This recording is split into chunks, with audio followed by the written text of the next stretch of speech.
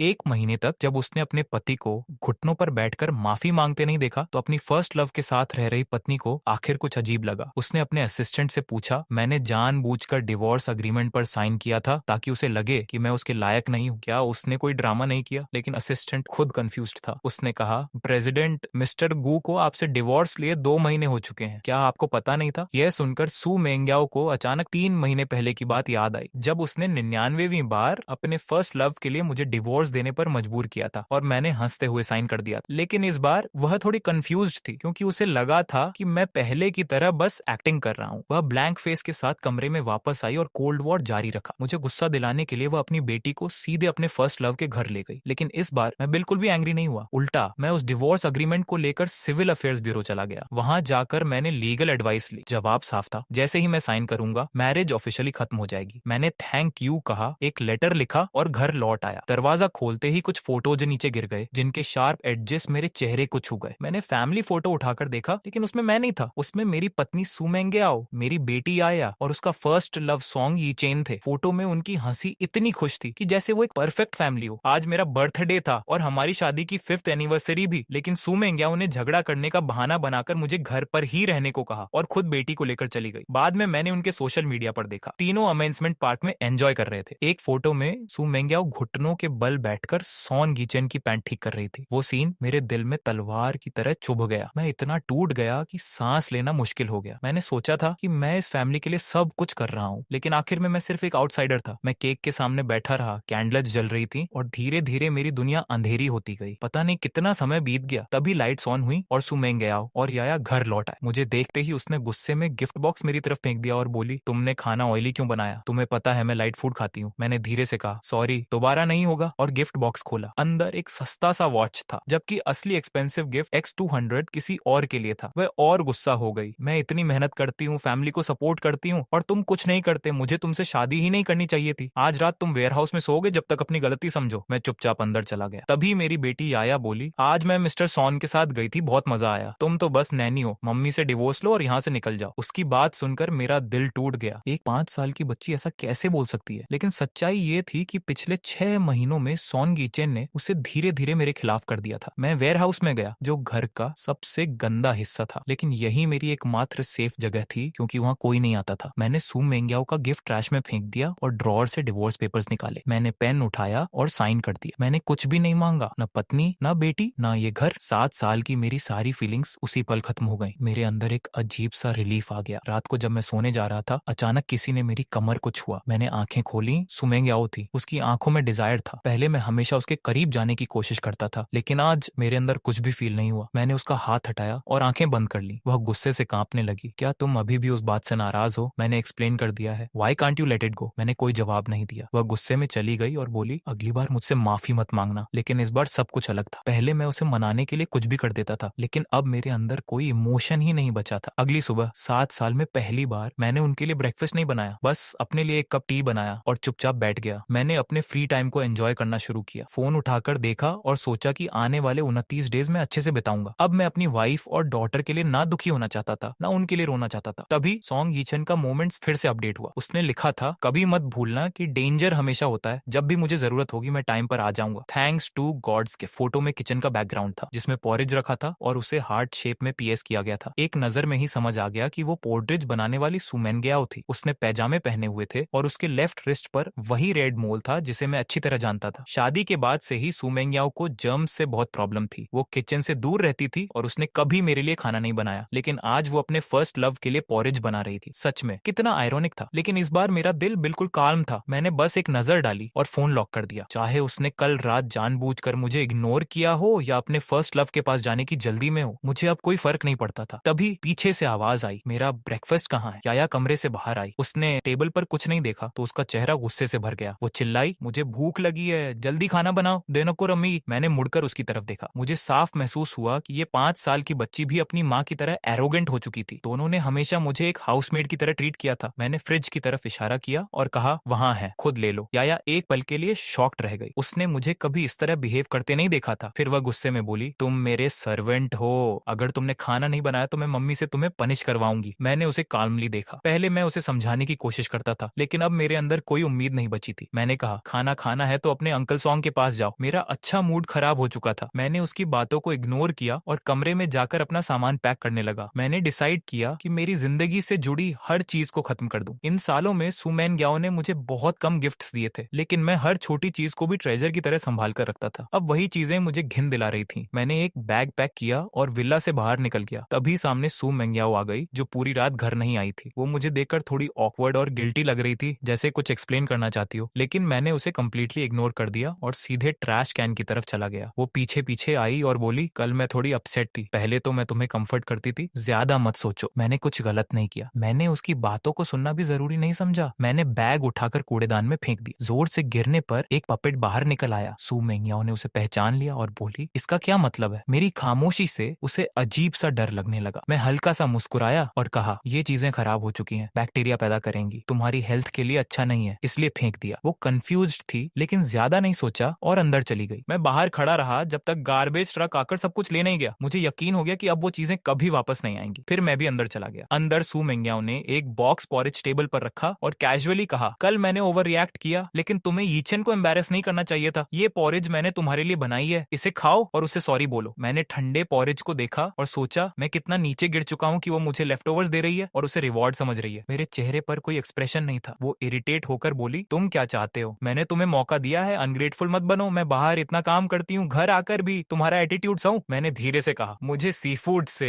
Allergy है। वो एक पल के लिए रुक गई, जैसे उसे याद आया हो, लेकिन फिर बोली, इतनी सी एलर्जी से तुम मरोगे नहीं, इतने नखरे क्यों? फिर गुस्से में उसने पॉरेज उठाया और जबरदस्ती मेरे मुंह में डाल दिया। मुझे उम्मीद नहीं थी कि वो इतना एक्सट्रीम कदम उठाएगी। मैंने कुछ घूंट निगल लिए और तुरंत उल्टी करने लगा। मुझे सांस लेने में दिक्कत होने लगी, गले में पानी भरने लगा और शरीर पर लाल रैशेज निकल आए। मैं जमीन पर गिर गया, तड़पता हुआ। लेकिन सू मेंग्याओ ने मुझे देखकर कहा, ड्रामा बंद करो, तुम रोज ये ट्रिक्स करते हो। क्या तुम खुद को यीचेन जैसा हैंडसम समझते हो? तुम अब बस एक बेकार इंसान हो। याया भी पास आई और मुझे लात मारते हुए हंसने लगी। मम्मी, अंकल सॉन्ग का बदला लो। सू मेंग्याओ ने कहा, घर पर रहकर अपनी गलती सोचो, अगली बार मैं इतनी सॉफ्ट नहीं रहूंगी। और वो अपनी बेटी को लेकर चली गई, बिना पीछे देखे। पूरा विला शांत हो गया। बाहर हवा की आवाज गूंज रही थी। मैं सांस के लिए स्ट्रगल कर रहा था। अपनी आखिरी ताकत से मैंने खुद को संभालने की कोशिश की, लेकिन 10 मिनट बाद मैं बेहोश हो गया। जब मेरी आंख खुली, मैं हॉस्पिटल के वार्ड में था। मैंने दवाइयों की स्मेल महसूस की और समझ गया कि मैं बच गया हूँ। लेकिन सू मेंग्याओ का वो कोल्ड बिहेवियर याद आते ही दिल फिर भारी हो गया। मैं मरने के लिए वहीं पड़ा था और वो बिना देखे चली गई। ये सोचकर भी दर्द होता था, लेकिन अब सिर्फ 28 डेज बाकी थे। मैं पूरी तरह रिकवर होकर ऐसी जगह जाऊंगा जहाँ कोई टॉक्सिक वुमन ना हो, जहाँ सामने सी हो और लाइफ पीसफुल हो। मैं हॉस्पिटल में 3 दिन रहा। इन 3 दिनों में सू मेंग्याओ का एक भी कॉल नहीं आया, लेकिन इस बार मुझे दुख नहीं हुआ, बल्कि मैं हल्का और आजाद महसूस कर रहा था, क्योंकि अब मुझे उस दिलहीन माँ बेटी की सेवा नहीं करनी। अब मुझे उस घिनौनी फैमिली को देखने की जरूरत नहीं थी। और सच कहूं तो ये एहसास अच्छा लग रहा था। डॉक्टर ने कहा कि अब मैं हॉस्पिटल से डिस्चार्ज हो सकता हूँ, लेकिन मैंने खुद को कंट्रोल करते हुए प्रैक्टिस जारी रखी। अगर मैं 20 डेज और हॉस्पिटल में रुक जाऊं तो मैं इस सिटी को हमेशा के लिए छोड़ सकता हूँ। जब मैं विला वापस आया तो वहां का हाल देखकर शॉक्ड रह गया। फर्श पर गिरा हुआ दूध सड़ चुका था, हवा में बदबू भरी हुई थी और मेरे खून के दाग काले पड़ चुके थे। साफ था कि कई दिनों से यहाँ कोई नहीं आया था। सू मेंग्याओ अपनी बेटी को लेकर अपने फर्स्ट लव के साथ बाहर गई हुई थी। तभी समझ आया कि उसने इतने दिनों तक मुझसे कांटेक्ट क्यों नहीं किया। वो जानबूझकर मुझे इग्नोर कर रही थी। पहले भी जब मैं उसकी बात नहीं मानता था तो वो ऐसे ही गायब हो जाती थी और मुझे मजबूर करती थी कि मैं घुटनों पर आकर माफी मांगू। लेकिन इस बार सब अलग था। मुझे वो मोमेंट याद आया जब उसने मुझे सी फूड पॉरेज खिलाया था और उसका कोल्ड चेहरा मेरी आंखों के सामने घूम गया। मुझे यकीन ही नहीं हुआ कि कोई इंसान इतना अगली दिल का भी हो सकता है। तभी सॉन्ग यीचेन का मोमेंट्स फिर से अपडेट हुआ। इस बार फोटो में वो तीनों सी के किनारे हाथ पकड़कर चल रहे थे। पहले होता तो मैं जल जाता, लेकिन अब मेरे दिल में कुछ भी फील नहीं हुआ। सच तो ये था कि वो तीनों एक परफेक्ट फैमिली लग रहे थे। मैंने सोचा मेरे चले जाने के बाद शायद सब बेहतर हो जाएगा और मैं खुद को दूर रखकर किसी को हर्ट नहीं करूंगा। फोन लॉक करते ही मुझे एक रिकॉर्डिंग मिली। उसमें सॉन्ग यीचेन की आवाज थी, याया तुम बीच पर अंकल के साथ आई हो, अगर तुम्हारे फादर को पता चला तो क्या वो एंग्री होंगे? याया हंसते हुए बोली, वो तो एक अगली नैनी है, उसे कोई हक नहीं कि वो मुझे कंट्रोल करे। मेरे स्कूल के दोस्तों के फादर्स हैंडसम है, लेकिन मेरा फादर तो एक क्रिपल है, मुझे शर्म आती है। उसकी आवाज में नफरत साफ सुनाई दे रही थी। सॉन्ग यीचेन ने फिर पूछा, तुम्हें अंकल ज्यादा पसंद है या फादर? याया एक्साइटेड होकर बोली, मुझे तो अंकल सॉन्ग ही पसंद है। मैं चाहती हूँ कि मेरे फादर जल्दी डिवोर्स ले लें और यहाँ से चले जाएं, ताकि अंकल सॉन्ग मॉम के साथ रह सके। मॉम भी आपको बहुत पसंद करती है और मैं भी। अंकल सॉन्ग, क्या आप मेरे नए फादर बनोगे? सॉन्ग यीचेन ने फेक शर्माते हुए कहा, ये ठीक नहीं है, अगर तुम्हारे फादर ने सुन लिया तो उन्हें दुख होगा। याया हंसते हुए बोली, अगर वो मर जाएं तो और अच्छा होगा। पिछले साल मुझे बचाने के लिए उन्होंने अपनी टांग खो दी थी, काश वो उसी वक्त मर जाते। अपनी बेटी की ये ये बातें सुनकर मैं अंदर से पूरी तरह टूट गया, लेकिन हैरानी नहीं हुई। ये साफ था कि ये सब उसे सिखाया गया था। सॉन्ग यीचन का एक और मैसेज आया, मेंग्याओ और उसकी बेटी दोनों अब मेरे कंट्रोल में है, तुम्हारी यहाँ कोई जगह नहीं है, निकल जाओ। मेरा दिल पूरी तरह टूट चुका था, लेकिन इस बार मैंने कोई रिएक्शन नहीं दिया। मैं समझ चुका था कि अब ये जिंदगी मेरी नहीं रही। मैंने अपनी सारी फीलिंग्स, अपनी पहचान, सब कुछ याया को दे दिया था और बदले में मुझे सिर्फ नफरत मिली। मैंने कैलेंडर देखा, अब सिर्फ 20 डेज बचे थे। इन 20 दिनों में मैंने डिसाइड किया कि मैं सिर्फ खुद के लिए जीऊंगा। मैंने सिटी के ऑलमोस्ट सारे फेमस प्लेसेस विजिट किए, फंजू, बाइली, लियूजियांग, जानियंग, लियू होसी और युंडिंग माउंटेन जाकर सनराइज देखा। लियूजियांग नदी में बोट पर खड़े होकर नेचर का मजा लिया। तभी मुझे एहसास हुआ कि जो जिंदगी मैं अब तक जी रहा था वो जिंदगी नहीं थी, वो सिर्फ स्लेवरी थी। मैं अपनी लाइफ का कंट्रोल खुद नहीं कर पा रहा था, ना टाइम का, ना अपने डिसीजंस का। युंडिंग माउंटेन से लौटने के बाद मैंने एक हाई एंड रेस्टोरेंट चुना जो लेक साइड पर था। शादी के इतने सालों में सुमेनग्याओ ने कभी मुझे कहीं बाहर नहीं ले जाया। मैं हमेशा पैसे बचाता रहा, उसके लिए सैक्रिफाइस करता रहा। आज पहली बार मैंने खुद के लिए बेस्ट विंडो सीट चुनी, लेक व्यू एंजॉय किया, डिलिशियस फूड खाया और लगा कि यही असली लाइफ है। लेकिन ये फीलिंग ज्यादा देर नहीं टिक सकी, क्योंकि तभी रेस्टोरेंट में सू मेंग्याओ, सॉन्ग यीचन और याया अंदर आए। उनकी एंट्री से सबका अटेंशन उनकी तरफ चला गया। सॉन्ग यीचन हैंडसम था, याया क्यूट थी और सू मेंग्याओ कॉन्फिडेंट दिख रही थी। उनके कुछ जान पहचान वाले लोग भी वहां थे जो मजाक में बोले, मिस्टर सू, आपका हस्बैंड तो बहुत हैंडसम है, आप उसे बाहर क्यों नहीं लाती? सू मेंग्याओ थोड़ा शर्माई और सॉन्ग यीचन की तरफ देखा, लेकिन कुछ डिनाई नहीं किया। सॉन्ग यीचन सबके साथ कंफर्टेबली बात कर रहा था, जैसे वो ही उसका असली पार्टनर हो। मैं दूर बैठकर ये सब काल्मली देख रहा था। मेरे अंदर कोई इमोशन नहीं था। मैंने बस वाइन का ग्लास उठाया और धीरे धीरे घुमाने लगा। फिर अचानक सॉन्ग यीचन की नजर मुझ पर पड़ी। उसकी आंखों में चमक आ गई। वो सू मेंग्याओ के करीब आकर बोला, इन दिनों तुम्हारी वजह से सब आसान हो गया। Thank you. सू मेंग्याओ सॉफ्टली बोली, यीचन ऐसा मत कहो, हम इतने फॉर्मल क्यों हो रहे हैं? सॉन्ग यीचन ने जानबूझकर डिस्टेंस कम किया और उसके बहुत करीब आ गया। सू मेंग्याओ की हार्ट बीट तेज हो गई। तभी उनके दोस्तों ने चिल्लाना शुरू किया, किस किस। याया भी क्लैप्स करते हुए बोली, मॉम जल्दी करो।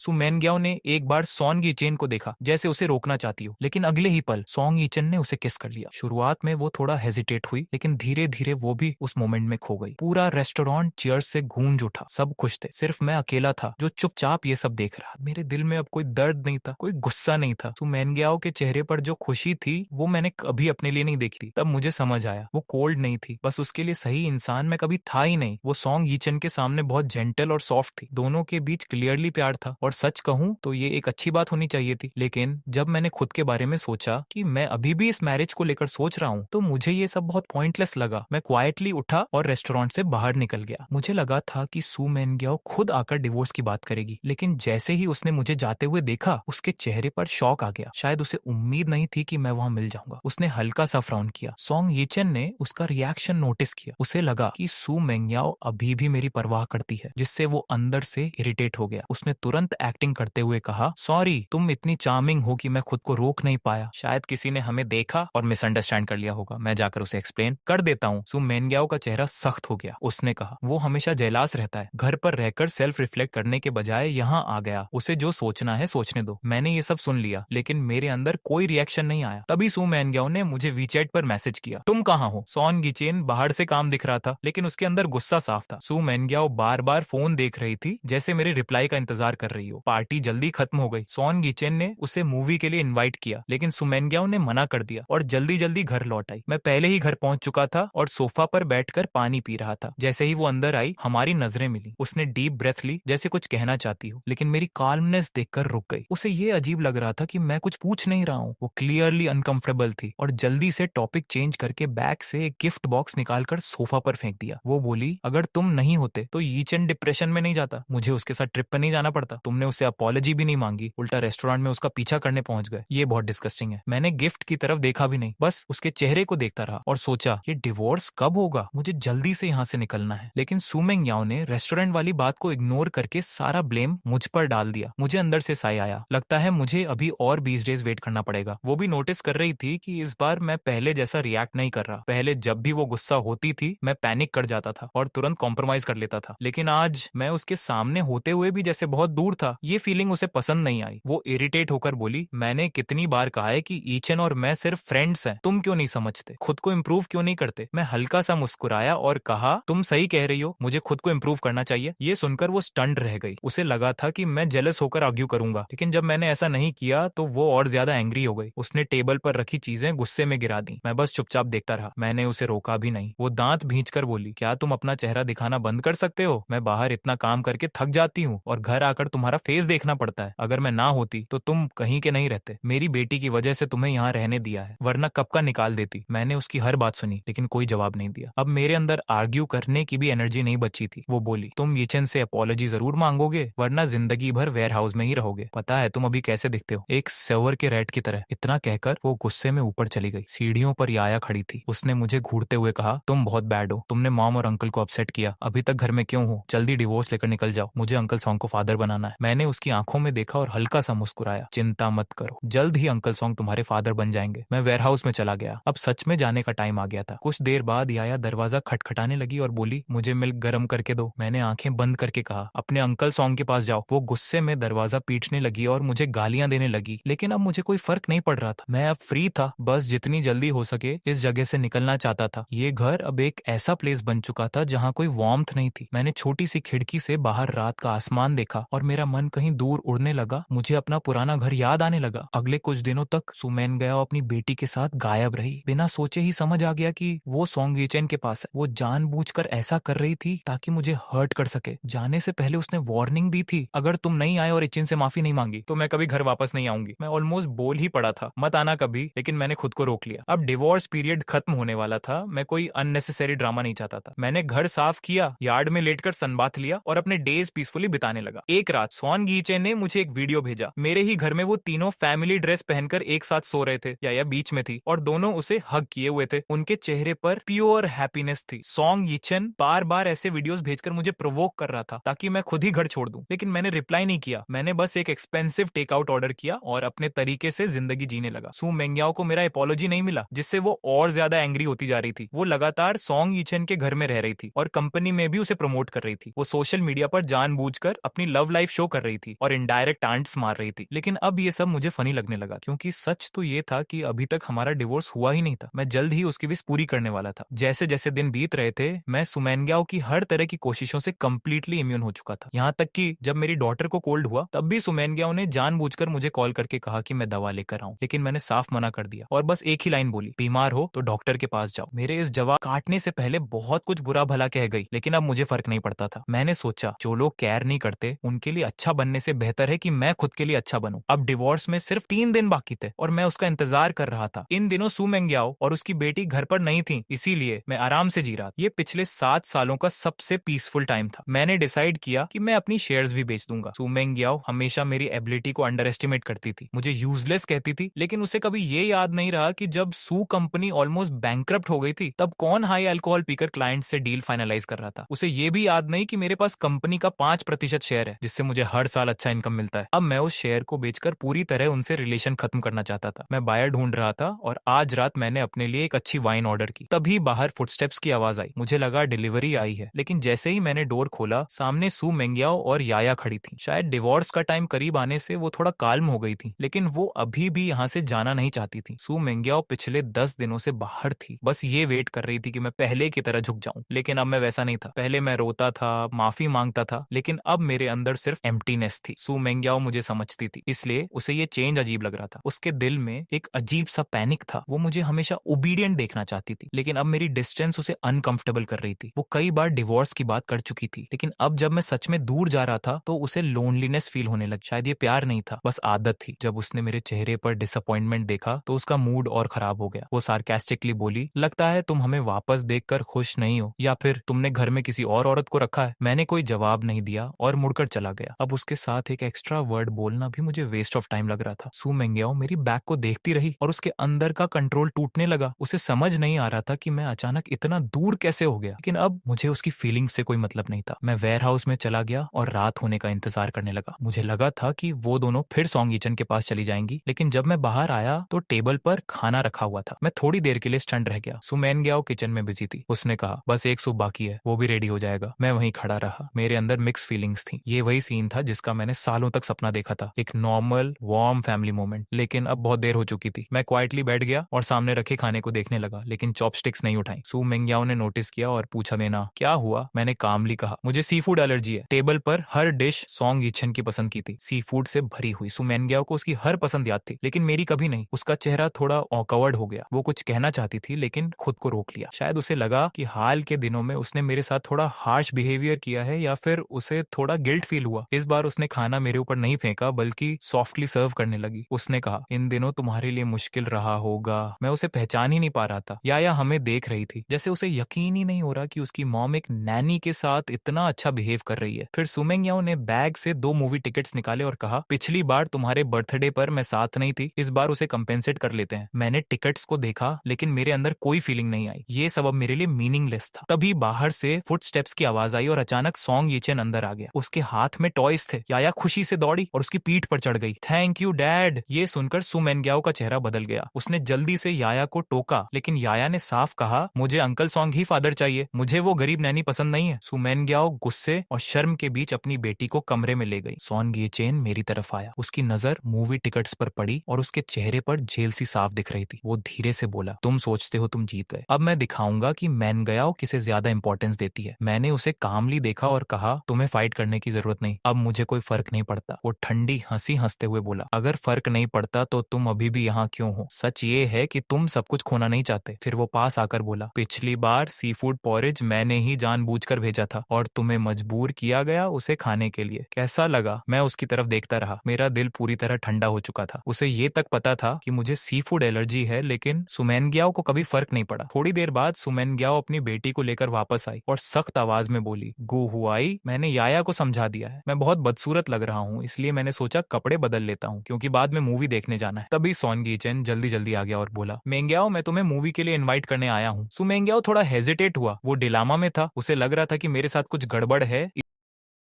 चाहता था। उसे डर था कि अगर वो फिर से सॉन्ग यीचेन की साइड लेगा तो शायद मैं उसे छोड़ने के लिए कह दूं। और भले ही उसके पास कंट्रोल था, लेकिन वो मुझे जाने के लिए मजबूर नहीं कर सकता था। थोड़ी देर सोचने के बाद उसने सिर हिलाया और बोला, नेक्स्ट टाइम मैंने पहले ही गु हुआई से प्रॉमिस किया है। इतना कहकर वो ऊपर कपड़े बदलने चला गया। यह सुनकर सॉन्ग यीचेन का चेहरा बदल गया। उसे गुस्सा आ गया क्योंकि पहले सु मेंग्याओ उसकी हर बात मानता था, लेकिन इस बार उसने मना कर दिया जिससे उसे खतरा महसूस हुआ। उसने मुझे घूरकर पूछा, तुमने क्या किया? मुझे उसे जेलसी करने की कोई जरूरत नहीं। एक ऐसे आदमी के लिए मैं अपनी एनर्जी वेस्ट नहीं करना चाहता था, लेकिन मेरी चुप्पी उसे प्रोवोक कर रही थी। अचानक उसका एक्सप्रेशन पागलपन जैसा हो गया। उसने टॉय बैग से एक डिब्बा निकाला जिसमें सी फूड पॉरेज था। उसने बिना कुछ कहे उसे मेरे मुंह में ठूंस दिया। मैंने तुरंत उल्टी कर दी, लेकिन मेरी एलर्जी बहुत फास्ट रिएक्ट करती है। गले में सूजन और बबल जैसे बनने लगे और पूरे शरीर पर लाल दाने निकल आए। इस बार हालत पहले से भी ज्यादा खराब थी। मुझे सांस लेने में दिक्कत हो रही थी और मैं जमीन पर कांप रहा था। सॉन्ग यीचेन हंसते हुए बोला, अब दिखाता हूँ मेंग्याओ किसकी ज्यादा परवाह करता है, और खुद भी जमीन पर गिरकर एक्टिंग करने लगा। जब सु मेंग्याओ नीचे आया तो उसने सॉन्ग यीचेन को चिल्लाते और तड़पते देखा। उसका चेहरा बदल गया। उसने मुझे भी देखा। मैं लाल दानों से भरा हुआ था और सांस नहीं ले पा रहा था, और दूसरी तरफ उसका पहला प्यार सिर पकड़कर रो रहा था। वो समझ नहीं पा रहा था क्या करे। मैं घुटने वाला था। डॉक्टर पहले ही कह चुका था कि अगर मुझे फिर से एलर्जी हुई तो जान का खतरा है। मैंने दांत भींच कर कहा, मेंग्याओ मुझे हॉस्पिटल ले जाओ वरना मैं मर जाऊंगा। उसने जल्दी से सिर हिलाया और फोन निकाला, लेकिन तभी सॉन्ग यीचेन जोर से चिल्लाया, मेंग्याओ मुझे बहुत दर्द हो रहा है, मैं जीना नहीं चाहता, मेरा सिर फटने वाला है। याया ने मेरी तरफ इशारा करके कहा, माम इसने अंकल सॉन्ग को प्रोवोक किया था, इसलिए वो बीमार हो गए। ये अब एक्टिंग कर रहा है, पहले अंकल सॉन्ग को हॉस्पिटल ले चलते हैं। सु मेंग्याओ का चेहरा गुस्से से भर गया। उसने मुझे देखकर कहा, तुमने मुझे निराश किया। मैं तुम्हारे लिए सब ठीक करना चाहता था, लेकिन अब इसकी जरूरत नहीं है। उसने मेरी कोई बात नहीं सुनी और तुरंत सॉन्ग यीचेन को लेकर चला गया। जाते समय उसकी आंखों में गुस्सा था, लेकिन सॉन्ग यीचेन की तरफ देखते ही उसके चेहरे पर केयर और प्यार आ गया। मैं जमीन पर पड़ा छत को देख रहा था। अंदर से पूरी तरह टूट चुका था जब याया ने सच को झूठ में बदल दिया। मेरी दुनिया अंधेरे में डूब गई। सु मेंग्याओ मुझे घर पर छोड़कर चला गया जैसे मैं मर ही चुका हूँ। मैंने खुद से पूछा, मैंने उससे उम्मीद क्यों रखी? किसी तरह हिम्मत जुटाकर मैं वेयर हाउस तक गया। पिछली बार डॉक्टर की दी हुई मेडिसिन निकाली और खा ली, तब जाकर सिम्टम्स थोड़े कंट्रोल हुए। मैंने अपनी जान बचाने के लिए एम्बुलेंस को कॉल किया और फिर बेहोश हो गया। जब होश आया तो सामने वही डॉक्टर था। मैंने हल्की सी कड़वी हंसी दी। डॉक्टर वांग ने डांटते हुए कहा, आजकल के यंग लोग अपनी लाइफ को मजाक समझते हैं। मैंने कुछ नहीं कहा, बस खिड़की के बाहर देखने लगा और धीरे धीरे आंखें बंद कर ली। डिवोर्स का कूलिंग पीरियड खत्म होने वाले दिन मैं हॉस्पिटल से डिस्चार्ज हो गया। सु मेंग्याओ का कोई कॉल नहीं आया। शायद वो सॉन्ग यीचेन का ख्याल रख रहा था। मैं घर लौटा। फ्लोर पर पड़ा वही सी फूड पॉरेज सूख चुका था, जैसे मेरा मजाक उड़ा रहा हो। मैं बिना एक्सप्रेशन के वेयर हाउस गया। पहले से तैयार किए पैसे उठाए और डिवोर्स पेपर्स टेबल पर रख दिए। फिर मैं जल्दी से बस स्टेशन पहुंचा। पहले से खरीदा हुआ टिकट निकाला और बस में पीछे जाकर खड़ा हो गया। तभी फोन बजा। सु मेंग्याओ मेंग्याओ गुस्से में चिल्लाया, गू हुआए, तुम बहुत घटिया हो, तुमने सॉन्ग ईचन को डिप्रेशन में डाल दिया और खुद छिप गए। अगर तुम वापस आकर माफी नहीं मांगते तो मैं तुम्हें डिवोर्स दे दूंगा। मैं हल्का सा हंसा और कहा, जैसा तुम चाहो। पास में अनाउंसमेंट की आवाज आ रही थी। उसने घबरा कर पूछा, तुम कहाँ हो? लेकिन मैंने कॉल काट दिया, सिम कार्ड निकाल कर डस्टबिन में फेंक दिया और लग्जरी लेकर आगे बढ़ गया। बस से उतरते ही मैं जल्दी से टैक्सी लेकर अपने पुराने घर पहुंचा, जो समुद्र के किनारे एक छोटे से टाउन में था। मेरे पेरेंट्स पहले ही गुजर चुके थे। घर में घास फूस उगाई थी। मैंने कंस्ट्रक्शन टीम बुलाकर उसे रेनोवेट कराया। 1 महीने में घर तैयार हो गया। भले ही वो पहले वाले विला जितना लग्जूरियस नहीं था, लेकिन वो पूरी तरह मेरा था। अब मुझे रोज सुबह 5 बजे उठकर ब्रेकफास्ट नहीं बनाना था, रात में सूप नहीं बनाना था, गलती होने पर पनिशमेंट नहीं मिलनी थी या वेयर हाउस में नहीं रहना था। अब मुझे किसी के लिए जबरदस्ती खाना नहीं बनाना था और ना ही इंसल्ट सहना था। मैं एक वार्म बेड पर लेटा खिड़की से बाहर बच्चों को खेलते देखा। आसमान में सीगल्स उड़ रहे थे। हर तरफ फ्रीडम महसूस हो रही थी। मैंने कभी नहीं सोचा था कि मैं समुद्र के पास ऐसी जिंदगी जी पाऊंगा। दिन ऐसे ही आराम से गुजरने लगे। मैं सोता, आराम करता, अपनी नींद पूरी करता, सुबह उठकर चाय पीता और आसमान देखता। ऐसे ही आधा महीना निकल गया। जब मैंने खुद को मिरर में देखा तो मेरा चेहरा हेल्थी और एनर्जी से भरा था। सू मेंग्याओ को छोड़ने के बाद की जिंदगी सच में शानदार थी। मैंने धीरे धीरे खुद को संभाला। सुबह एक्सरसाइज करने लगा, ताई ची करता, डिजाइन मैगजीन्स पढ़ता, क्योंकि पहले मैंने डिजाइन की पढ़ाई की थी, लेकिन सू मेंग्याओ की वजह से एक अच्छी कंपनी का ऑफर छोड़ दिया था। बाद में डिसेबिलिटी के कारण घर पर ही फिर से पढ़ाई की और अब मेरा काम थोड़ा बहुत फेमस भी होने लगा था। जब मैंने डिवोर्स अग्रीमेंट पर साइन किया तभी मैंने तय कर लिया था कि मैं अपने होम टाउन वापस जाऊंगा और वही करूंगा जो मुझे सच में पसंद है। लेकिन पिछले 1 महीने से मुझे हर दिन नाइटमेयर्स आने लगे थे। मैं सपना देखता था कि मुझे फिर से एलर्जी हो गई है और मैं जमीन पर पड़ा मौत का इंतजार कर रहा हूँ। घुटन का वो एहसास ऐसा लगता था जैसे किसी ने मेरा गला कसकर पकड़ रखा हो। लेकिन धीरे धीरे उस अंधेरे और डिस्पेयर के बीच मैंने अपनी नई लाइफ के रिदम को एक्सेप्ट करना शुरू कर दिया। अब मेरे दिमाग में सू मेंग्याओ की यादें भी कम होती जा रही थी, यहाँ तक कि पिछली रात उसका चेहरा भी धुंधला पड़ गया। पूरे 1 महीने मैंने खुद को हील किया और एक नॉर्मल लाइफ जीना शुरू किया। इस फ्रीडम और रीबर्थ की फीलिंग से इंस्पायर्ड होकर मैंने एक डिजाइन बनाया जिसका नाम रखा द सी, और पब्लिश होते ही उसे काफी फेम मिला। एक बड़े मीडिया आउटलेट ने इंटरव्यू के लिए कांटेक्ट किया, लेकिन मैंने मना कर दिया क्योंकि मैं बस क्वाइटली क्रिएट करना चाहता था। लेकिन जैसे जैसे लोगों को मेरा काम पसंद आने लगा, मेरी फेम छुपाना मुश्किल हो गया। वेबो पर मेरे लाखों फॉलोअर्स हो गए और डिजाइनर के तौर पर मेरी इनकम भी काफी बढ़ गई। मेरे पास पहले से सेविंग्स भी थी, इसलिए अब मैं आराम से एक केयर फ्री लाइफ जी सकता था। एक क्लाइंट को मेरा डिजाइन बहुत पसंद आया। वो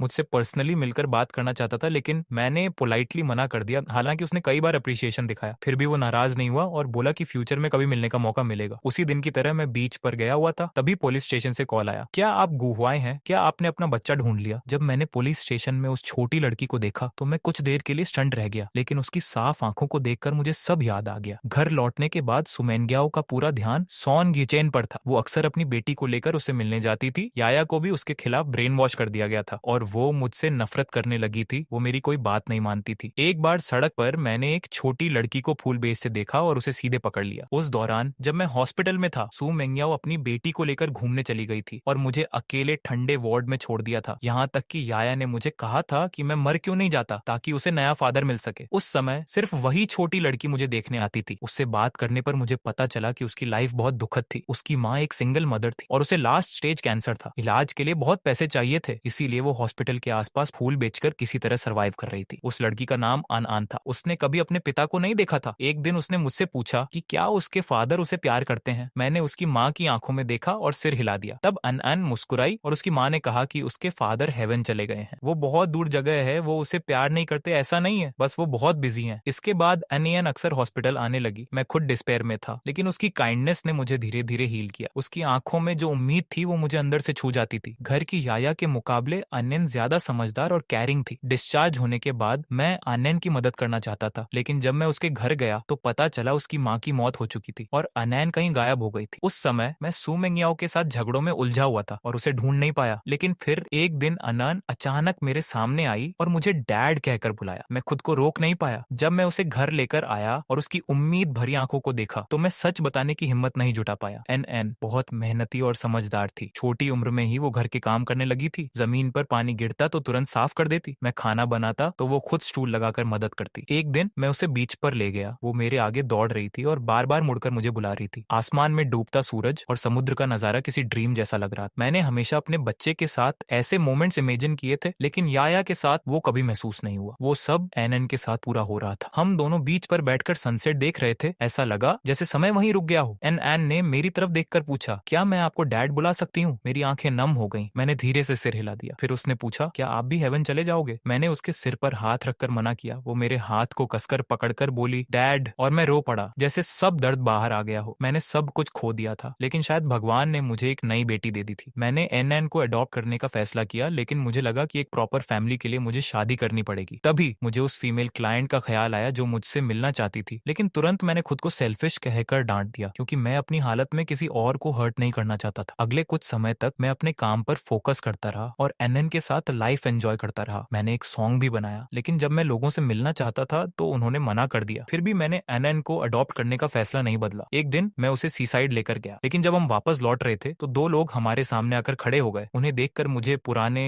याद आ गए। 4 महीने बाद मैंने सुमेनग्याओ और उसकी बेटी को फिर से देखा। मेरा दिल कस गया। मैं इंस्टिंक्टिवली वहां से जाना चाहता था, लेकिन एन का हाथ मेरे हाथ में था, जिसने मुझे रोक लिया। जब मैंने सुमेनग्याओ को देखा तो दिल में एक अजीब सा डर उठा, लेकिन धीरे धीरे वो भी खत्म हो गया। मैंने खुद से कहा, ये मेरा होम टाउन है, ये मेरा घर है, ये मेरी जिंदगी है। तभी सुमेनग्याओ ने गुस्से में कहा, बस हो गया तुम्हारा नाटक, सामान पैक करो और मेरे साथ घर चलो। उसकी आरोगेंट टोन सुनकर मुझे गुस्सा आ गया। मैंने उसकी तरफ देखा और कहा, सुमेनग्याओ, तुम्हें याद दिला दूं, हमें डिवोर्स हुए लगभग 5 महीने हो चुके हैं। वो बोली, मुझे पता है, तुम बस गुस्से में घर नहीं आए, तुम जेलस थे। अब मैं खुद तुम्हें लेने आई हूँ, तुम्हें फेस देने के लिए। तुम्हारा गोल पूरा हो गया, तुम्हें स्ट्रांग बनने का नाटक करने की जरूरत नहीं है। उसने मुझे बोलने का मौका ही नहीं दिया और सीधे आंगन में आकर इधर उधर देखने लगी। उसके चेहरे पर साफ गुस्सा था। उसने कहा, ये आंगन बहुत छोटा है, क्या 100 वर्ग मीटर भी है? तुम्हें बेकार के फूल पौधे लगाने और यहाँ पड़े रहने का शौक है। जब तुम वापस आओगे तो मैं तुम्हारे लिए 400 वर्ग मीटर का विला खरीद दूंगी, वहाँ जो चाहो कर लेना। अगर तुम्हें हाउस वर्क थकाऊ लगता है तो आगे बस आया और मेरा ख्याल रखना, बाकी सब नैनी कर लेगी। पहले वाला मैं होता तो उसकी ये बातें सुनकर गुस्सा आ जाता, लेकिन अब मुझे सिर्फ घिन आई। मैंने ठंडे स्वर में कहा, सुमेनग्याओ, तुम्हें इंसानों की भाषा समझ नहीं आती क्या? हमारा डिवोर्स हो चुका है, अब हमारा कोई रिश्ता नहीं है, इसीलिए अभी के अभी यहाँ से निकल जाओ। उसका चेहरा तुरंत बदल गया। वो यूं मुझे घूरने लगा। पहले थोड़ा इम्पेशेंट था, फिर भी हिम्मत करके मुझे समझाने लगा। तभी पास खड़ी आया बोली, वो अब भी उसी एटीट्यूड में थी। उसकी आवाज गुस्से और जहर से भरी थी। मेरी मॉम खुद हमें लेने आई है, अगर तुमने हमें रोका तो हम नाराज हो जाएंगे। तुम्हें मेरे घर में कदम रखने की हिम्मत नहीं होनी चाहिए। जब मैंने तुरंत जवाब नहीं दिया तो याया ठंडी हंसी हंसी और आंगन में लगे सनफ्लावर को लात मारकर कुचल दिया, जैसे कोई छोटा शैतान हो। उसकी इस हरकत से अनन डर गई। उसका शरीर कांपने लगा। मैंने तुरंत आनन को गले लगाया और उसे शांत करते हुए कहा, डर मत, पापा यहीं हैं। उसकी माँ की मौत के बाद उसे एक क्रिमिनल ने किडनैप कर लिया था, जिससे उसे गहरा ट्रॉमा हुआ था। मैंने काफी समय लगाकर उसकी थेरेपी करवाई थी, तब जाकर वो थोड़ी नॉर्मल हुई थी। तभी सुमेनग्याओ की माँ अंदर आई और हमेशा की तरह घमंडी अंदाज में खड़ी हो गई, जिससे मुझे और गुस्सा आया। याया ने देखा कि मैं किसी और बच्चे का ज्यादा ख्याल रख रहा हूँ, तो वो भड़क गई और अनन की तरफ उंगली दिखाकर जोर से चिल्लाई, ये कौन है? उसकी डरावनी आंखों से अनन फिर सहम गई। मेरा दिल ठंडा पड़ गया। मैंने सख्ती से कहा, चुप हो जाओ। याया ने मुझे कभी इतना सख्त नहीं देखा था। वो तुरंत पटाखे की तरह फट पड़ी, चेहरा लाल हो गया और अनन को मेरे हाथों से खींचने लगी, जैसे कोई पागल छोटी लेपर्ड हो। मैं जल्दी से पीछे हट गया। वो चिल्लाई, ये कौन सी बदचलन है? इसे नीचे उतारो, तुम इसे गोद में नहीं ले सकते, तुम सिर्फ मेरे हो, तुम सिर्फ मेरे लिए अच्छे रह सकते हो, किसी और के लिए नहीं। सुना तुमने? मैं चुपचाप उसकी बातें सुनता रहा। हर शब्द मेरे दिल को चाकू की तरह चीर रहा था। मैंने आंखें बंद कर ली। याया फिर से एनएन पर हमला करने दौड़ी, लेकिन इस बार मैं खुद को रोक नहीं पाया और मैंने उसे जोर से थप्पड़ मार दिया। उस आवाज से पूरा आंगन गूंज उठा। सुमेनग्याओ की माँ भी चौंक गई। सुमेनग्याओ ने मुझे देखकर कहा, गु हुआई, तुम पागल हो गए हो? वो तुम्हारी बेटी है, तुमने एक आउटसाइडर के लिए उसे मारा? याया मेरी ठंडी आंखों से डर गई और जोर जोर से रोने लगी। मैंने गहरी सांस ली, लेकिन मेरी सांसें अभी भी भारी थी। मैंने कहा, क्या तुमने कभी ऐसी बेटी देखी है जो अपने बाप को नैनी कहे? तुम लोग कायर हो। मैंने सुमेनग्याओ को जवाब देने का मौका भी नहीं दिया और आगे कहा, जिस दिन हमारा डिवोर्स हुआ उसी दिन से मैं तुम्हारे सु फैमिली का गुलाम नहीं रहा। मैं कोई कचरा नहीं हूँ जिसे तुम कंट्रोल कर सको। सुमेनग्याओ, अपनी बेटी को ठीक से संभालो, बाहर बिना मैनर्स का बच्चा जिंदा नहीं रह पाता। और आखिरी बार वार्निंग दे रहा हूँ, हमारा डिवोर्स हो चुका है। तुम किस हक से मुझे वापस आने को कह रही हो? ऐसा मत दिखाओ जैसे मैं तुम्हारे बिना जी नहीं सकता। तुम खुद जानती हो कि सु फैमिली को खड़ा करने में मेरा कितना योगदान है। अब तुरंत यहाँ से चली जाओ, वरना मैं पुलिस बुला लूंगा। सुमेनग्याओ मुझे घूरती रही, जैसे उसके दिल पर जोर का झटका लगा हो। उसकी आंखों में एक अजीब सा पैनिक था, जैसे उसे पहली बार एहसास हुआ हो कि मैं सच में उसे छोड़ चुका हूँ। वो जानती थी कि इस दुनिया में सबसे ज्यादा मैंने ही उसे प्यार किया था। 7 साल तक सब कुछ सहा था और इसी वजह से वो बेखौफ हो गई थी, क्योंकि उसे लगता था कि मैं कभी उसे छोड़कर नहीं जाऊंगा। लेकिन आज मेरी ठंडी आवाज ने हमारे बीच दूरी साफ दिखा दी। सुमेनग्याओ हमेशा से घमंडी थी, खासकर मेरे सामने, लेकिन इस वक्त उसका पूरा शरीर घबराहट में था। चेहरा फीका पड़ गया था, आवाज तेज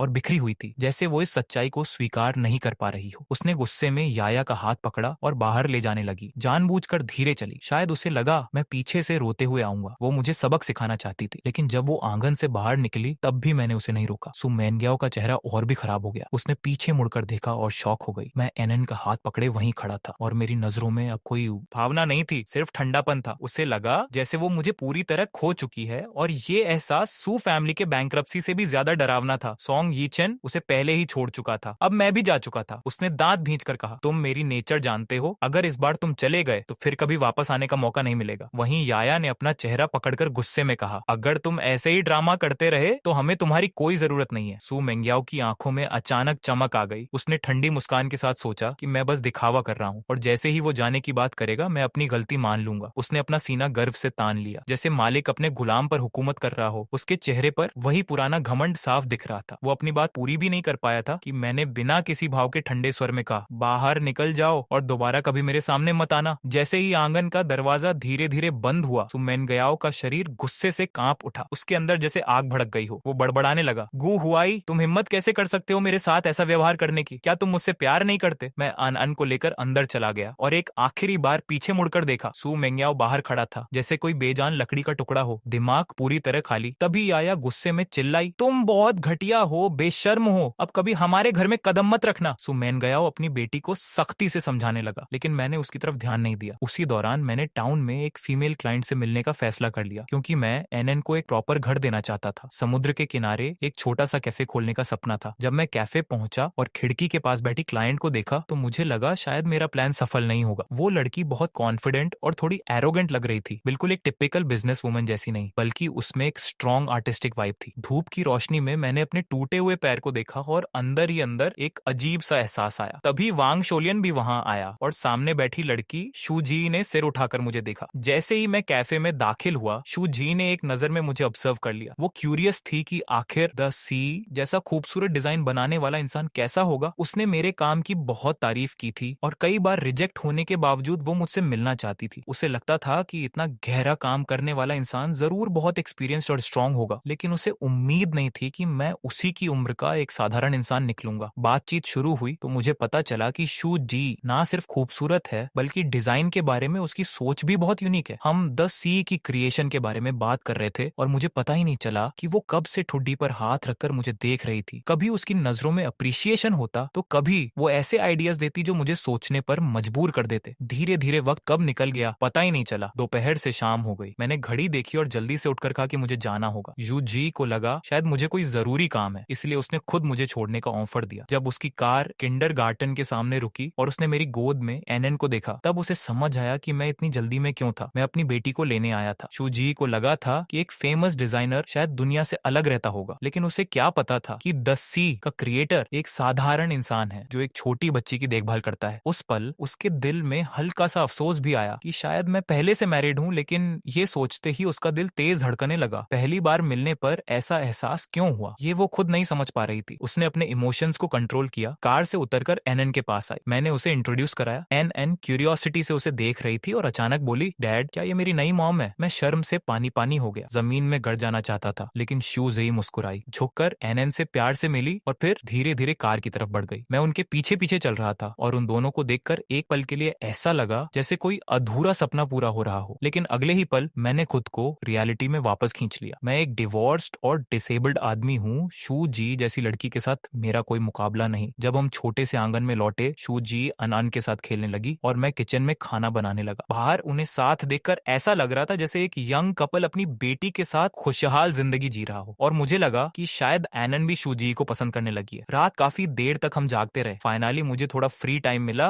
और मैंने एनन की दुख भरी कहानी उसे बताई। ये सुनकर शू जी बहुत इमोशनल हो गई और मेरे लिए उसकी रिस्पेक्ट और बढ़ गई। उसने धीरे से पूछा, अगर तुम शादी नहीं करते तो तुम एनन को लीगली अडॉप्ट नहीं कर पाओगे, फिर आगे क्या करोगे? मैंने उसकी तरफ देखा। मैं लगभग जवाब देने ही वाला था, लेकिन रुक गया। शू जी ने भी कुछ महसूस किया। उसका चेहरा हल्का सा लाल हो गया और उसने नजरें हटा ली। मैं अंदर ही अंदर खुद को डांट रहा था, हम अभी अभी मिले हैं, फिर मैं उससे ऐसी उम्मीद क्यों कर रहा हूँ? कुछ बातें हम दोनों के बीच बिना कहे ही समझ में आ गईं। समुद्र की तरफ से ठंडी हवा चल रही थी और उस हवा में शू जी के बाल लहराते हुए एक अलग ही एहसास दे रहे थे। वह बिल्कुल एक नाइट एल्फ की तरह की। हिम्मत नहीं कर पाया। मुझे डर था कि कहीं शू जी गलत समझ न ले, इसलिए मैं जल्दी से उठकर वहां से चला गया। पीछे से शू जी मुझे भागते हुए देख रहा था और हल्का सा मुस्कुरा रहा था। अगली सुबह हम दोनों ने साथ में अनान को किंडरगार्टन छोड़ा। अनान अनन की नजरें बार बार हम दोनों पर जा रही थी, जिससे मुझे थोड़ा ऑकवर्ड फील हुआ। मैंने हल्की खांसी करके शू जी को सिग्नल देने की कोशिश की कि वह ज्यादा ओवर ना करे, लेकिन वह बिल्कुल भी नाराजा नहीं हुआ और प्यार से अनन के सिर पर हाथ फेर दिया। उसका मूड काफी अच्छा लग रहा था। घर लौटते समय माहौल थोड़ा अजीब था, क्योंकि ये कल वाले कैफे जैसा कंफर्टेबल नहीं था। शू जी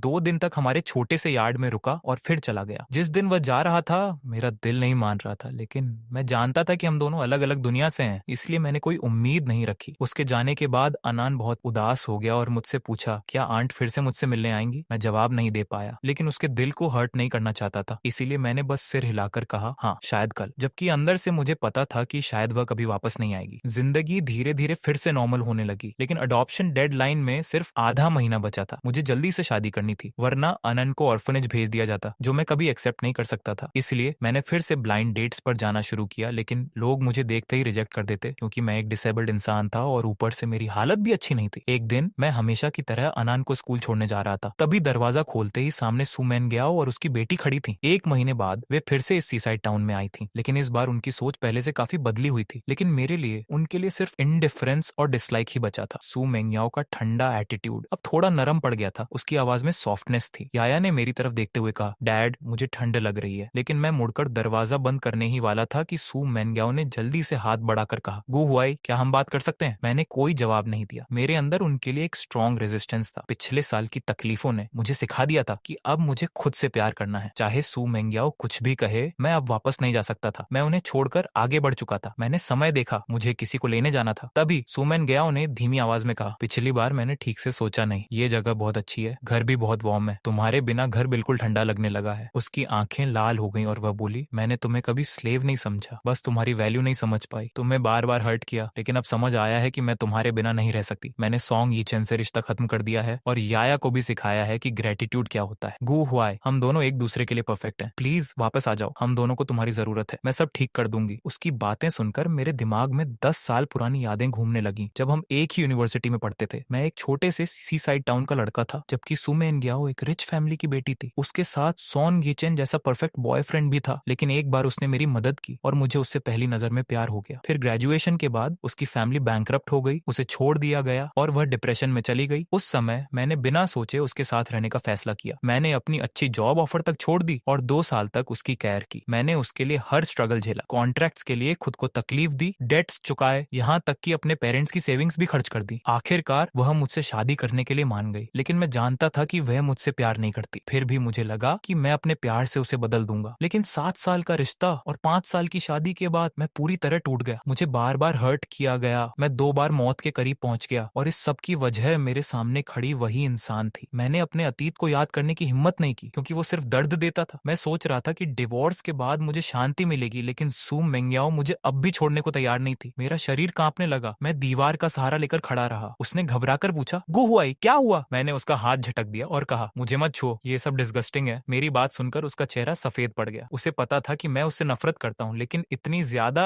ये उसने कभी सोचा नहीं था। मैंने गुस्से में चिल्लाकर कहा दूर हो जाओ। मेरी आवाज सुनकर सू मेंगयाओ घबरा गई। उसकी आंखों में डर और दर्द साफ दिखाई दे रहा था, जैसे अतीत की सारी तकलीफें फिर से सामने आ गई हों। मैंने गहरी सांस ली और जोर से चिल्लाया क्या तुम्हें दिख नहीं रहा? तुम्हारे पास आते ही मुझे डिस्कम्फर्ट फील होता है। क्या तुम्हें लगता है कि हम फिर से पास्ट में जा सकते हैं? सू मेंगयाओ अगर तुम्हारे अंदर थोड़ा भी कॉन्शियस बचा है तो क्या तुम्हें याद है कि मैंने सू फैमिली के लिए क्या क्या किया था? प्लीज मेरी लाइफ से दूर हो जाओ, क्योंकि मुझे डर है कि मैं खुद को तुमसे नफरत करने से रोक नहीं पाऊंगा। Get out. मेरी बात सुनकर सू मेंगयाओ लगातार सिर हिलाती रही। उसकी आंखों से आंसू गिरते रहे। वह कुछ एक्सप्लेन करना चाहती थी, लेकिन जब उसने मेरा कोल्ड फेस देखा तो उसके अंदर की सारी होप एकदम टूट गई। मैं वहां से चला गया, पीछे मुड़कर भी नहीं देखा। ढलते हुए सनसेट में मेरी परछाई लंबी होती जा रही थी और सू मेंगयाओ वहीं खड़ी रह गई, जैसे उसने पहली बार मेरे टूटे हुए इनर वर्ल्ड को देखा। अब मैं पहले जैसा नहीं रहा था, मैं पूरी तरह टूट चुका था। वह दर्द से अपना चेहरा छुपाकर रोने लगी। उसे सच में रिग्रेट हो रहा था। वह चाहती थी कि अपनी लाइफ देकर भी सब ठीक कर दे, लेकिन मैंने उसे कोई चांस ही नहीं दिया। उसी पल उसे एहसास हुआ कि उस समय मैं कितना डेस्परेट था। वो दर्द कितना गहरा था, जैसे सीधा सोल तक उतर गया हो, जैसे इंसान हेल में गिर गया हो। इसी बीच शू जी ने अनान का बर्थडे सेलिब्रेट करने की इच्छा जताई। मुझे खुद भी ये अनएक्सपेक्टेड लगा, लेकिन मैं खुश था। शायद शू जी ने कुछ फील किया था, इसलिए टाउन छोड़कर जाना ही उसके लिए क्लियर डिसीजन था। मुझे उससे कोई शिकायत नहीं थी, बल्कि ये सब नेचुरल लगा। आखिर मैं एक डिवोर्स्ड और डिसेबल्ड इंसान था। मेरे साथ अनान भी थी। मेरे जैसे आदमी को कौन एक्सेप्ट करेगा? घर लौटते समय अनान बहुत बहुत खुश थी। उसके छोटे छोटे हाथ हम दोनों के हाथ पकड़े हुए थे और वह नर्सरी राइम गुनगुना रही थी। उसकी खुशी देखकर मेरी आंखें नम हो गईं। मुझे नहीं पता था कि ये खुशी कितने समय तक रहेगी। आनान मेरे अंधेरे जीवन की एकमात्र लाइट थी और अब वह मेरी जिंदगी का हिस्सा बन चुकी थी। लेकिन इतने कम समय में किसी से शादी करना ऑलमोस्ट इम्पॉसिबल था। रात को जब अनान सो गई, मैं अकेला यार्ड में बैठा था और शांत आसमान को देख रहा था। मैंने सोचा, अगर मैंने अनान को खो दिया तो शायद मैं जी ही नहीं पाऊंगा। तभी मुझे याद आया कि रेस्टोरेंट में सू मैन ग्याओ और उसकी बेटी फिर से दिखी थी। मैंने जानबूझकर उन्हें इग्नोर किया था ताकि अनन का बर्थडे खराब ना हो, लेकिन मुझे नहीं पता था कि वे फिर से मेरे पीछे पड़ जाएंगी। मैंने ऑलरेडी साफ कर दिया था कि मैं उनसे दूर रहना चाहता हूँ। बहुत मुश्किल से मैं उस हेल से बाहर निकला था और अब वे मुझे फिर उसी अंधेरे में धकेलना चाहती थी। उनके बारे में सोचते ही मेरा मन हैवी हो गया। मैंने खुद को डिस्ट्रैक्ट करने की कोशिश की, लेकिन कोई फायदा नहीं हुआ। मैं बेड पर बैठा था, सोच रहा था कि अब मेरे पास कोई बड़ा गोल नहीं है। मुझे बस अपनी लाइफ अपने तरीके से जीनी है, बिना किसी प्रेशर के। तभी अचानक शूजी मेरे पास आई और पूछा, अनान बहुत अच्छी बच्ची है, क्या तुम उसकी कस्टडी छोड़ दोगे? मैंने कड़वाहट से हंसते हुए कहा, अगर नहीं छोड़ूंगा तो क्या कर सकता हूँ? मेरे जैसे आदमी से कौन शादी करेगा? तभी शूजी ने कहा, मैं करूंगी। पहले तो मुझे लगा मैंने गलत सुना, लेकिन जब समझ आया तो मैं शॉक में बैठ गया। मैंने पूछा, तुमने क्या कहा? वह मुस्कुराई और बोली, डोंट मिसअंडरस्टैंड, मैं सिर्फ नहीं चाहती कि अनान ऑर्फनेज जाए, इसके अलावा कुछ नहीं। मैंने हल्की सी कड़वी मुस्कान के साथ कहा, ऑफ कोर्स तुम्हारे जैसी परफेक्ट वुमन के बारे में मैं कुछ और सोच भी नहीं सकता, लेकिन डोंट वरी, जैसे ही प्रोसीजर कंप्लीट होगा मैं तुरंत डिवोर्स दे दूंगा। मैंने सिंसेरिटी से उसे थैंक यू कहा, क्योंकि मुझे पता था कि वह कितना बड़ा सैक्रिफाइस कर रही है। ये एक वुमन की रेपुटेशन का सवाल था। अगले दिन हम सिविल अफेयर्स ब्यूरो गए और अडॉप्शन प्रोसेस पूरा किया। सब कुछ ड्रीम जैसा लग रहा था। मेरे चेहरे पर काफी समय बाद स्माइल आई थी। मैं जल्दी से अनान को ये गुड न्यूज देना चाहता था। उस रात हम तीनों ने साथ में डिनर किया और बहुत खुश थे। मैंने प्लान किया कि अगले दिन शूजी से डिवोर्स की बात करूंगा, लेकिन उसे अचानक कोई कॉल आया और वह जल्दी में चली गई। डिवोर्स पोस्टपोन हो गया। मैं सोच में पड़ गया। एक ही साल में मैंने डिवोर्स भी किया और फिर शादी भी। सब कुछ कितना स्ट्रेंज था। एक पल के लिए मेरे मन में आया, अगर शूजी डिवोर्स ना करे और हम ऐसे ही फैमिली बनकर रहे तो शायद ये लाइफ बुरी नहीं होगी। लेकिन मैंने तुरंत उस थॉट को हटा दिया। मुझे लगा मैं उसके लायक नहीं हूँ। मैं उसकी लाइफ खराब नहीं करना चाहता था। समय बीतता गया। मैंने आनंद को ऑफिशियली अडॉप्ट कर लिया और मेरी लाइफ धीरे धीरे स्टेबल हो गई। लेकिन शू जी के जाने के बाद उसने कभी कांटेक्ट नहीं किया। आनंद जब उसके बारे में पूछती तो मेरे पास कोई जवाब नहीं होता। आधा साल बीत गया। आनंद अब पहले से थोड़ी बड़ी हो गई थी। उसकी स्माइल पहले से भी ज्यादा क्यूट थी। सब कुछ सही डायरेक्शन में जा रहा था। लेकिन एक चीज मुझे परेशान कर रही थी। सू मेंग्याओ और उसकी माँ ने सामने वाले स्ट्रीट में 2 छोटे घर खरीद लिए थे। हालांकि सू मेंग्याओ को पता था कि मैं उससे नफरत करता हूँ, इसीलिए वह मेरे पास आने की हिम्मत नहीं करती। लेकिन याया बदल चुकी थी। उसे अपनी गलतियां समझ आ गई थी। वह चुपचाप यार्ड में आकर बैठती, छोटा स्टूल लेकर होमवर्क करती। मैंने उसे रोका नहीं, क्योंकि आखिर वह मेरी ही बेटी थी। इसलिए मैंने उसे आने जाने दिया। याया के इस चेंज ने मुझे सच में सरप्राइज कर दिया। लग रहा था कि पिछले 6 महीनों में सू मेंग्याओ ने उसकी अपब्रिंगिंग पर काफी ध्यान दिया है। अब वह पहले की तरह एरोगेंट नहीं रही थी, ना ही मुझे डिसेबल्ड कहकर इंसल्ट करती थी। कई बार याया ने मुझे डैड कहने की कोशिश की, लेकिन मैंने कोई रिस्पॉन्स नहीं दिया। इसीलिए उसने धीरे धीरे पुकारना ही बंद कर दिया। तब से सू मेंग्याओ रोज अपनी बेटी को मेरे यार्ड में छोड़कर खुद काम पर चली जाती थी। मैं देखता था कि याया बिल्कुल शांत और ओबीडियंट रहती थी और मेरे दिल में भी कहीं ना कहीं इमोशंस जागने लगे थे। आखिर वो मेरी ही बेटी थी। समय ऐसे ही बीतता गया। 1 महीना गुजर गया। याया हर दिन यार्ड में बैठती और मुझे अनान के साथ देखती। जब भी वह मुझे किसी और बच्चे को प्यार देते देखती तो उसके अंदर जेलसी और दर्द दोनों आते थे। वह मुझे हग करना चाहती थी, लेकिन अपनी माँ की बात याद करके खुद को रोक लेती थी। जब तक उसे मेरी फॉरगिवनेस नहीं मिलेगी वह कुछ नहीं करेगी। एक शाम मैंने खाना बनाया और अन को खाने के लिए बुलाया। याया हमेशा की तरह अपना बैग उठाकर जाने लगी। पहले भी ऐसा ही होता था और मैं उसे कभी नहीं रोकता था। वह सामने वाले घर जाकर खिड़की के पास बैठती और देखती कि उसका अपना फादर किसी और बच्चे को प्यार दे रहा है। वह रोती, जिद करती और फिर धीरे धीरे चुप हो जाती। इतनी छोटी उम्र में भी वह प्यार के लिए तरस रही थी। उसका पिता उसके सामने था, लेकिन फिर भी जैसे एक स्ट्रेंजर हो। इस बार मैंने उसे रोककर पूछा, क्या तुम हमारे साथ खाना खाना चाहती हो? याया कुछ देर तक हेजिटेट करती रही, फिर खुशी से टेबल लगाने लगी। उसने छोटा सा बाउल उठाया और खाने को देखने लगी। पहले वह यही खाना नफरत से मेरे ऊपर फेंक देती थी, लेकिन आज लगभग 1 साल बाद उसने अपने फादर के हाथ का खाना टेस्ट किया। वह चुपचाप सिर झुकाकर रोने लगी। आधे साल का इंतजार और आखिरकार उसे अपने पिता के घर में बैठकर एक प्लेट गरम खाना खाने का मौका मिला। मैंने गहरी सांस लेकर कहा, याया शायद मैं तुम्हें वैसे प्यार कभी नहीं दे पाऊंगा जैसे दूसरे फादर्स देते हैं, लेकिन मैं तुम्हें प्यार करता हूँ। होप तुम समझ पाओ। ये सुनकर याया जोर जोर से रोने लगी और बोली, मुझे पता है पहले आप मुझसे बहुत प्यार करते थे, लेकिन मैंने सब खराब कर दिया। मैं डिजर्व करती हूँ ये सब। डैड, क्या मैं आगे भी यहाँ आकर खाना खा सकती हूँ? मुझे आपका खाना बहुत याद आता है। अगर आपको पसंद नहीं तो मैं बाहर यार्ड में ही बैठ जाऊंगी। मैंने फ्रिज से केक निकाला और उसके सामने रख दिया। याया, कंफ्यूज्ड होकर मुझे देखने लगी। मैंने हल्की स्माइल के साथ कहा, आज तुम्हारा बर्थडे है, हैप्पी बर्थडे। ये सुनते ही वह खुद को रोक नहीं पाई और मेरे गले लगकर जोर जोर से रोने लगी। मैं एक पल के लिए हेजिटेट हुआ, उसे दूर करना चाहता था लेकिन कर नहीं पाया। मैंने धीरे से उसके कंधे पर हाथ रखा। मैंने मन ही मन सोचा, मैं याया से नफरत नहीं कर सकता, वह अब भी बहुत छोटी है, वह बस एक टूल थी जिसके जरिए मुझे हर्ट किया गया। मैं उसे फॉरगिव कर सकता हूँ, लेकिन सुमेनगाओ के लिए मेरे अंदर वैसी सॉफ्टनेस नहीं थी। मुझे पता था कि वह यार्ड के बाहर खड़ी है। कुछ देर बाद सुमेनगाओ अंदर आई और धीरे से बोली, क्या हम बात कर सकते हैं? वह एक गिल्टी बच्चे की तरह खड़ी थी। 6 महीनों बाद हम इतने करीब खड़े थे, लेकिन ऐसा लग रहा था जैसे सालों का फासला हो। वह बोली, तुम क्या चाहते हो? मैंने शांत आवाज में कहा, मुझे तुमसे कोई शिकायत नहीं है। यह सुनकर वह एक पल के लिए खुश हुई, लेकिन मैंने आगे कहा, अब तुम मेरे लिए एक स्ट्रेंजर जैसी हो। मैंने साफ कहा, मैं पहले तुमसे बहुत प्यार करता था, तुम्हारे लिए सब कुछ करने को रेडी था, लेकिन तुमने मुझे बार बार हर्ट किया। मैं 2 बार ऑलमोस्ट मर चुका था और आखिर में सब छोड़कर चला गया। शुरू में मुझे तुमसे बहुत नफरत थी, लेकिन अब वो भी खत्म हो गई, क्योंकि मुझे समझ आ गया कि ये सब मेरी चॉइस थी। मैंने ही तुम्हें ब्लाइंडली प्यार किया, like a moth to a flame. मैंने उसकी आंखों में देखते हुए कहा, अब मैं तुमसे प्यार नहीं करता, तुम्हारा इंतजार बेकार है, गिव अप कर दो, ये वर्थ इट नहीं है। मेरी हर बात उसके दिल को तोड़ रही थी, लेकिन वह कुछ बोल नहीं पाई। उसकी आंखों से आंसू बहते रहे। उसने आसमान की तरफ देखा और धीरे से कहा, तुम अब मुझसे प्यार नहीं करते, लेकिन मैंने तुम्हारा प्यार देखा है और अब मैं तुमसे प्यार करती हूँ। मैं तुम्हें भूल नहीं सकती, हर दिन तुम्हें याद करती हूँ, चाहे मुझे कितना भी पेन क्यों ना हो। मुझे कोई रिग्रेट नहीं है। गू हुआई, अब मुझे समझ आया है कि तुम्हारा प्यार कैसा था। मैं पागल हो रही हूँ, लेकिन मैं तुम्हें मजबूर नहीं करूंगी, मैं बस वेट करूंगी। मैंने उसकी आंखों में वो स्टबर्ननेस देखी और समझ गया कि वह इतनी आसानी से हार नहीं मानेगी, लेकिन मेरे लिए अब बहुत देर हो चुकी थी। Late love is worse than nothing. मेरे दिल के घाव इतने गहरे थे कि अब बस मैं अनान के साथ धीरे धीरे खुद को हील करना चाहता था। मैंने पीछे मुड़कर देखा भी नहीं और यार्ड के अंदर चला गया। मैंने तय कर लिया, अगर सुमेंग्याओ नहीं बदली तो मैं इस जगह को छोड़ दूंगा हमेशा के लिए। उस दिन के बाद सुमेंग्याओ ने अपना वादा निभाया। वह मुझे डिस्टर्ब नहीं करती थी, बस चुपचाप इंतजार करती रही। 1 महीने बाद मैं उसकी प्रेजेंस का आदी हो गया। जब भी वह याया को छोड़ने आती, मैं उसे बस एक नॉर्मल नेबर की तरह ग्रीट करता, उससे ज्यादा कुछ नहीं। मैं अपने काम में बिजी रहता और साथ ही दोनों बच्चों का ध्यान रखता। धीरे धीरे अनान और याया के बीच भी अच्छी बॉन्डिंग बन गई। याया अब पहले जैसी जिद्दी और एरोगेंट नहीं रही थी, बल्कि अब वह केयरिंग और समझदार बन चुकी थी। वह जब भी यार्ड में आती हमेशा बहुत केयरफुल और समझदार रहती थी। याया अब काफी सेंसिबल हो चुकी थी, लेकिन फिर भी मैं उसे अनन की तरह प्यार नहीं कर पा रहा था। याया भी ये बात समझती थी, इसलिए उसने कभी मुझसे ज्यादा एक्सपेक्ट नहीं किया। उसकी बस एक ही विश थी कि मैं उसे अपने पास आने से मना न करूं। उधर शूजी को गए आधे साल से ज्यादा हो चुका था, लेकिन उसकी कोई खबर नहीं थी। कभी कभी वह मेरे दिमाग में आ जाती थी, लेकिन मैं सोचता था कि टाइम के साथ सब फेड हो जाएगा, क्योंकि हम दोनों अलग अलग वर्ल्ड से थे। शूजी क्लियरली एक रिच बैकग्राउंड से थी, शायद सुमेनग्याओ से भी ज्यादा पावरफुल। अब मैं उस बारे में ज्यादा सोचकर परेशान नहीं होता था, बस ऐसा लगता था जैसे वह कभी मेरी लाइफ में आई ही नहीं। एक दिन हमेशा की तरह मैंने अनन को सुलाया और याया को उसके घर छोड़ने गया। पहली बार था जब मैंने खुद उसे छोड़ने का फैसला किया। दरवाजे पर पहुंचकर याया रुक गई। उसने धीरे से कहा, डैड बाय। फिर उसने उम्मीद भरी आंखों से मुझे देखा और पूछा, क्या मैं आपको हक कर सकती हूँ? मैं थोड़ा शॉक्ड हुआ, लेकिन मना नहीं कर पाया। याया ने मुझे कस कर गले लगाया। उसके छोटे छोटे कंधे कांप रहे थे, वो खुशी के आंसू रो रही। मैं उसे अंदर छोड़कर वापस अपने यार्ड की तरफ लौटा। जैसे ही मैं दरवाजे तक पहुंचा, पीछे से एक फेमिलियर आवाज आई, लॉन्ग टाइम नो सी। मैं ठिठक गया और पीछे मुड़ा। वहां चूजी खड़ी थी, एक बड़ा सूटकेस ले हुए, और मुस्कुरा रही थी। उस पल ऐसा लगा जैसे टाइम रुक गया हो। उसने मुस्कुरा कर कहा, क्या तुम मुझे वेलकम नहीं करोगे? मैं एकदम से नर्वस हो गया और जल्दी से आगे बढ़कर कहा, अंदर आओ। हम दोनों यार्ड में आए और हल्की सी हंसी गूंज उठी। सामने वाले घर की बैल्कनी से सू मेंग्याओ हमें देख रही थी। याया ने धीरे से आंखें बंद कर ली। उसकी आंखों से आंसू बह रहे थे। उसने अपनी माँ से कहा, मॉम दुखी मत हो, आपके पास अभी भी मैं हूँ। सू मेंग्याओ के दिल में पछतावा और दर्द भर गया। रात को वह दूसरी मंजिल के कमरे से हमें देखती रही। मेरी चेहरे की वो स्माइल जो उसे कभी नहीं मिली, आज किसी और के लिए थी। उसकी आंखों में चमक थी, लेकिन दिल टूट चुका था। उधर मैं और जुजी ये यार्ड में बैठे थे। माहौल थोड़ा शांत था। मैंने हिम्मत करके पूछा, क्या तुम डिवोर्स के लिए वापस आई हो? उसने पलटकर पूछा, क्या तुम सच में मुझसे डिवोर्स लेना चाहते हो? मैं एक पल के लिए चुप हो गया और सिर हिलाते हुए कहा, नहीं, मेरा वो मतलब नहीं था। बस मुझे लगता है कि मैंने तुम्हें बहुत डिले कर दिया। तुम डिजर्व करती हो कि अपनी लाइफ आगे बढ़ाओ। शू जिया ने गहरी सांस ली और कहा, क्या तुम नहीं जानना चाहते कि मैं इन 6 महीनों में क्या कर रही थी? मैं पूछना तो चाहता था, लेकिन कभी हिम्मत नहीं हुई। उसने कहा, मैं यूरोप गई थी अपना बिजनेस एक्सपेंड करने, ताकि मुझे इनाफ पावर मिल सके और कोई भी मेरे मैरिज डिसीजंस में इंटरफेयर ना कर सके। मैं ये सुनकर हैरान रह गया। उसने मुस्कुराते हुए कहा, अब मैं अपनी शादी का फैसला खुद कर सकती हूँ। मेरा दिल तेजी से धड़कने लगा। फिर उसने मेरी आंखों में देखते हुए पूछा, क्या तुम लव एट फर्स्ट साइट में बिलीव करते हो? उस पल मुझे सब समझ आ गया। ये उसका कन्फेशन था, जैसे कोई सपना सच हो रहा हो। जू जी मेरे पास आई, मेरा हाथ पकड़ा और मुस्कुराकर बोली, मिस्टर गू, आगे की लाइफ में मेरा गाइड बनोगे? मेरी आंखें नम हो गईं। वो प्यार जो कभी बुझ चुका था फिर से जल उठा। चांदनी रात थी, ठंडी हवा चल रही थी और हम दोनों की परछाइयां धीरे धीरे करीब आ रही थी। ऐसा लग रहा था जैसे लाइफ का नया चैप्टर शुरू हो गया हो। हमने ऑफिशियली अपने रिलेशनशिप को एक्सेप्ट कर लिया। उसके बाद सुमेंग्या इस टाउन को छोड़कर चली गई और फिर कभी वापस नहीं आई। याया ने मुझे बताया कि उसकी मॉम इसलिए चली गई क्योंकि वह हम दोनों को साथ देखकर जेलसी से टूट रही थी और उसे डर था कि कहीं वो कुछ गलत ना कर दे। ये सुनकर मुझे कोई खास फीलिंग नहीं हुई क्योंकि अब सू मेंग्याओ सिर्फ एक पास्ट बन चुकी थी। मैंने उसे दिल से निकाल दिया था। सच तो ये था कि ये एंडिंग पहले से तय थी, बस उसने एक्सेप्ट करने में देर कर दी। अब मैं और शू जी साथ में समुद्र किनारे चलते थे। सनसेट की गोल्डन लाइट हम पर पड़ती थी और उस पल मुझे एहसास हुआ कि मैंने फाइनली सही इंसान को पा लिया है। अब पूरी जिंदगी तुम्हारे साथ बितानी है। समुद्र के सामने खड़े होकर जहाँ ठंडी हवा चल रही थी और फूल खिल रहे थे, वहीं मेरी कहानी एक हैप्पी एंडिंग तक पहुंच गई।